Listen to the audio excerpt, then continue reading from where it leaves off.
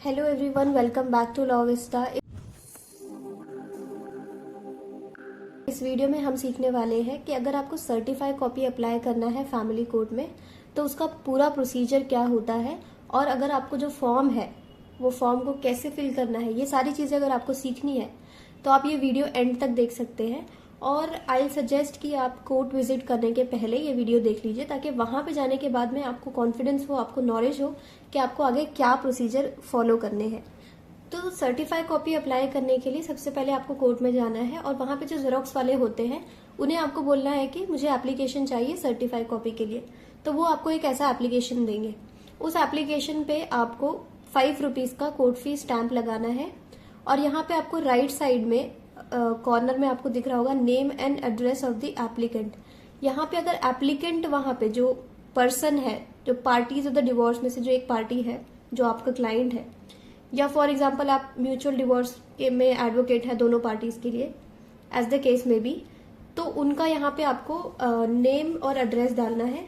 और अगर वकालतनामा रिकॉर्ड पे है आपका, या अगर आप इंटर्न है या फ्रेशर है तो आपके सीनियर होंगे उनका, तो उनका यहाँ पे आपको पूरा नाम डालना है, एड्रेस डालना है और नीचे मोबाइल नंबर डालना है। ये जो फॉर्म है ये मैंने फिल किया था, बट जो डिटेल्स है वो मैंने हाइड कर दिया है। उसके बाद में यहाँ पे आपको नीचे दिख रहा है name of the parties. Name of the parties में आपको पार्टीज का नाम डालना है। अब यहाँ पे पिटिशनर नंबर 1 और पिटिशनर नंबर 2 भी लिखा हुआ है, रिस्पोंडेंट भी लिखा हुआ है, तो इसमें कंफ्यूज नहीं होना है। अगर म्यूचुअल डिवोर्स है तो पिटिशनर 1 एंड पिटिशनर 2 आएगा, और अगर कंटेस्टेड है तो पिटिशनर एंड रिस्पोंडेंट आएगा। उसके बाद में सबसे पहला यहाँ पे पॉइंट है documents of which copies are required. तो आपको कौन से डॉक्यूमेंट्स चाहिए कोर्ट से जिनका आपको सर्टिफाइड कॉपी चाहिए, वो आपको यहाँ पे लिखना है। यहाँ पे 1 2 3 4 नंबर्स लिखे हुए हैं। फॉर एग्जाम्पल आपको कॉपी ऑफ जजमेंट चाहिए, डिक्री चाहिए, ऑर्डर चाहिए, जो भी आपको चाहिए वो यहाँ पे आपको लिखना है। मुझे चाहिए था जजमेंट और डिक्री का, तो वो यहाँ पे मैंने फर्स्ट नंबर पे लिखा है। उसके बाद में सेकेंड नंबर पे है नंबर ऑफ कॉपीज रिक्वायर्ड। तो आपको कितने कॉपीज चाहिए, 1 या 2 या 3, वो आप यहाँ पे मेंशन कर सकते हैं। उसके बाद आपको लिखना है डेट ऑफ जजमेंट और ऑर्डर। तो जिस डेट पे वो ऑर्डर या जजमेंट कोर्ट ने पास किया है उस डेट को आपको यहाँ पे मेंशन करना है। उसके बाद में 4th नंबर पे है next date in the matter if matter is pending. अगर फॉर एग्जाम्पल के मैटर डिस्पोज ऑफ नहीं हुआ है और अभी भी वो पेंडिंग है, और बीच में ही आपने सर्टिफाई के लिए अप्लाई किया है, तो जो नेक्स्ट डेट होगी वो आपको यहाँ पे मेंशन करना है। मेरा जो केस था वो ऑलरेडी डिस्पोज ऑफ हो चुका था, इसलिए मैंने यहाँ पे डैश डाला हुआ है। उसके बाद में आपको पर्पस लिखना है, कोर्ट के पर्पस के लिए चाहिए या फिर प्राइवेट। तो पर्पस के बाद में 6 और 7 नंबर पे अगर आप अर्जेंटली चाहते हैं उस सर्टिफाइड कॉपी को तो वो लिखना है और उसका रीजन लिखना है। उसके नीचे एंड में यहाँ पर डेट लिखना है।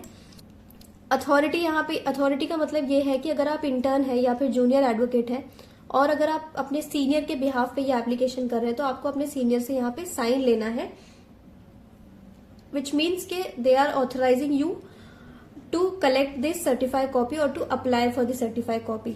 ठीक है, और यहाँ पे आपका सिग्नेचर आएगा, यहाँ पे भी आपका सिग्नेचर आएगा। ये होने के बाद में इसके पीछे भी एक फॉर्म होता है जिसका फोटो अभी मेरे पास अवेलेबल नहीं है, लेकिन वो आपको फिलअप नहीं करना है, वो डिपार्टमेंट वाले फिल करते हैं।